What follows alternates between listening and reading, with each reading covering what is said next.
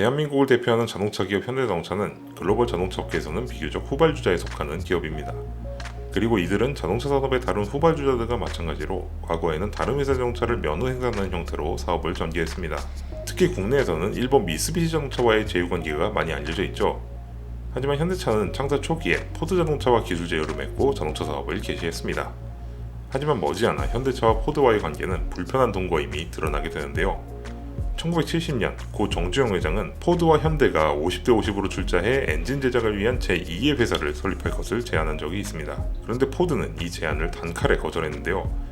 이는 포드가 현대차를 자사가 추진하는 월드카 계획의 일부로 삼기 위해서였다고 합니다. 그들은 그저 현대차를 자사의 아시아권 생산기지 정도로만 여겼던 것이죠. 이 때문에 기술 이전은커녕 제품의 현지화에도 굉장히 인색했다고 합니다. 특히 코티나는 유럽에 잘 포장된 도로를 주행하는 것을 전제로 만들어진 탓에 당시 도로 사정이 열악했던 한국에서는 아주 좋은 평가를 받지는 못했습니다. 정주영 회장은 이런 포드의 태도를 국가적인 모욕으로 느꼈다고 합니다. 이렇게 미국의 공룡에게 크게 대어본 경험으로 인해 현대자동차는 국내의 자동차 회사들 가운데 가장 적극적으로 독자 생존의 길을 모색하기 시작합니다. 그리고 정 회장의 이러한 판단은 결과적으로 옳은 판단이었음이 증명됐죠.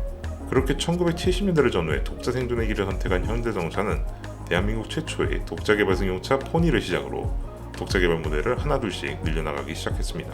이러한 독자 모델 개발 시도는 승용차뿐만 아니라 상용차에서도 이루어지게 되는데요. 포니가 출시된 지 2년 만인 1977년 현대자동차는 자체 개발한 중소형 자동차 라인업을 일거에 선보이게 됩니다. 이들은 각각 1톤급의 소형 화물차와 3톤급의 중형 화물차로 구성되어 있었습니다. 이렇게 출시된 상용차들 중 1톤급 모델이 바로 포터였고 3톤급 중형 화물차가 이번 이야기의 주인공인 바이슨입니다. 현대차는 소형차의 포니를 시작으로 중형의 코티나 그리고 대형의 20M에 이르기까지 비교적 탄탄한 승용차 라인업을 갖추고 있었습니다. 반면 상용차 부분에서는 라인업이 꽤 빈약했는데요. 1970년대 당시 현대차가 생산하고 있던 상용차는 포드의 8톤급 화물차와 덤프트럭 그리고 대형 버스 정도에 불과했습니다. 당시 저개발 국가였던 대한민국에서는 경제성장과 함께 중소형급 상용차 시장이 빠르게 성장하고 있었습니다. 그런데 현대차는 여기에 해당하는 모델이 전무했던 것이죠. 물론 시장의 상황도 그리 녹록지만은 않았습니다. 이 당시 소형 상용차 시장은 지난 시간에 보여드렸던 기아 마스터 3년차가 시장을 꽉 잡고 있었기 때문이죠. 그리고 중형급에는 신진자동차의 후신인 GM 코리아에서 이스즈의 엘프 트럭을 면허 생산한 15레 2.5톤 트럭과 기아 산업의 첫 번째 사륜차인 마스터 복사가 포진되어 있었습니다. 하지만 중소형 상용차의 수요는 성장세에 있었고 현대차는 이 성장세에 있는 시장을 잡기 위해 중소형 상용차 라인업을 독자적으로 개발하게 됩니다. 그리고 이때 등장한 것이 바로 국내 최초의 독자 개발 중형 트럭인 바이슨이었던 것이죠. 지금은 단종된 메가트럭급 정도에 해당하는 바이슨은 기술 자립도 측면에서는 오히려 포니보다도 더 높았습니다. 포니는 미쓰비시와의 기술 제휴가 있었던 덕분에 만들어질 수 있었던 모델이었고 주요 부품도 미쓰비시의 것을 거의 그대로 사용한 반면 바이슨의 경우에는 프레임과 차축, 엔진을 제외한 나머지 모든 부분을 현대자동차에도 독자적으로 개발해서 적용했다고 합니다. 프레임과 차축은 포드 D 시리즈 트럭의 것을 가져왔고 엔진은 영국의 엔진회사 퍼킨스로부터 3.8리터 디젤 엔진을 들여와 면허 생산 후 적용했습니다. 이 디젤 엔진은 직렬 4기통 레이아웃에 80마력의 최고 출력과 25.1kg/bm의 최대 토크를 냈습니다. 이렇게 당시로서는 상당히 높은 기술 자립도로 완성된 현대 바이슨이었지만 사실 출시 당시까지만 해도 현대 3톤 트럭이라는 이름으로 불렸습니다. 그리고 당시까지만 해도 신생업체에 불과했던 현대차의 입장에서 선발주자들과 경쟁하기 위해서는 제품 홍보에도 힘을 써야 했습니다. 현대 3톤 트럭 힘이 좋습니다. 자체가 아주 튼튼합니다.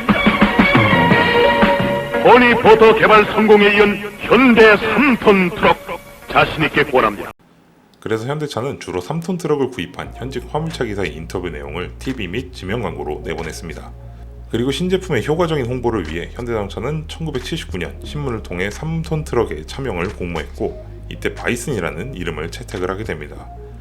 현대 바이슨은 당시 국내 시장에서 요구하는 적재량과 충분한 성능을 갖춰 좋은 평가를 얻기 시작했습니다.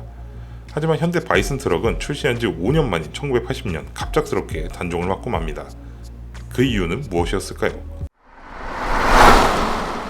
1980년 전두환을 중심으로 하는 신군부 정권이 들어서면서 신군부 정권의 국보위가 내린 자동차 공업 통합 조치 때문입니다. 자동차 공업 통합 조치는 자동차 산업에 대한 국가 주도의 구조조정안으로 60, 70년대를 전후에 일어나고 있었던 자동차 업계의 과당 경쟁과 그로 인한 가동률 저하를 바로잡겠다는 명분으로 내린 것이었습니다. 자동차 공업 통합 조치는 업계의 반발로 인해 두 번의 조정을 거쳐 자동차 공업 합리화 조치로 이름을 바꾸고 1982년에 시행되고 마는데요. 그 내용은 현대자동차와 세안자동차 두 개사에 승용차를 전담시키고 기아자동차는 이륜차 사업부를 대림산업에 넘기고 중소형 상용차만 생산하도록 하며 그 외 버스 등 대형 상용차는 업체 간 자유경쟁에 맡긴다는 것이었습니다. 이 자동차 공업 통합 조치는 1980년대 국내 자동차 제조사들 사이의 경쟁 구도를 무너뜨리고 국내 자동차 산업의 질적 수준을 크게 후퇴시키는 결과를 초래하여 당시 막 형성되고 있었던 자동차 산업의 생태계를 망친 주범으로 평가됩니다. 그리고 이로 인해 현대자동차는 개발된 지 얼마 되지 않은 중소형 상용차 라인업이 통째로 증발해버린 것이나 마찬가지였던 것이죠. 그리하여 이 조치가 최종 해제되는 1989년까지 현대자동차는 중소형 상용차에서 완전히 손을 떼게 됩니다.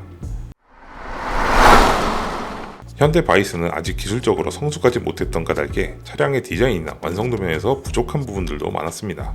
그렇지만 승용차에 이어 상용차에서도 국산화의 첫 단추를 끼웠다는 점에서 특별한 의미를 가지고 있는 차라고 할 수 있겠습니다.